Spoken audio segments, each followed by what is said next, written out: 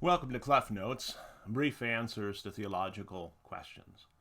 And the question this week was raised by a viewer, and that is, how can we live the Christian life?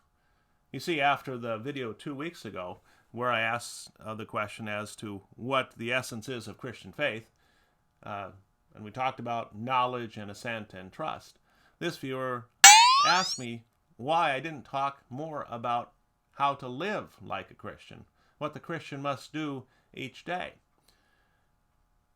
So then followed a conversation about how Christians today do view their life in Christ.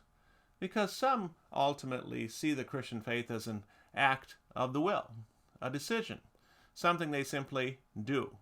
And since they've made a decision to follow Christ, they feel that they can do it and do it successfully and avoid sin for the most part. But of course, these Christians die with the same frequency as everyone else. And that being so, we have to say they still have sin within them. They haven't successfully been able to distance themselves from sin, because it's sin which causes death. And it's the only thing that causes death. If you die, you have sin. Of course, there are other Christians nowadays who believe there's no real new life in Christ, that Christ comes to us and dwells within us as old Adam and doesn't really do anything to change us, to change our behaviors, to change the way we look at the world, to change how we should act and think and speak every single day. We could say these folks kind of take a look at the Christian life as that of being only the old Adam. So on the one hand, you have the folks who think they're the new man. On the other hand, who think they're the old Adam. Is there a third way? Well, of course there is.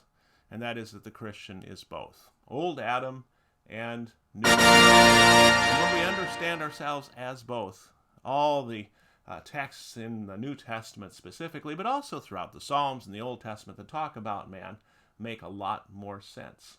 The fact that we daily struggle with sin, the fact that Christ comes to us through his Spirit and dwells within us to make us something other, to make us other than we were before, to strive to live more like him.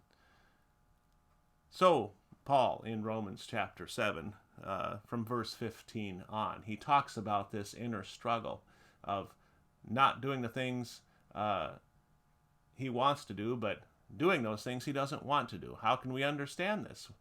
Well, it's because he is both old Adam and new man, just as each and every Christian is. Now, once you grasp that concept, that we're both old Adam and new man, then the whole Christian life opens up to you. You understand what happened in your baptism. You understand what daily confession and absolution is.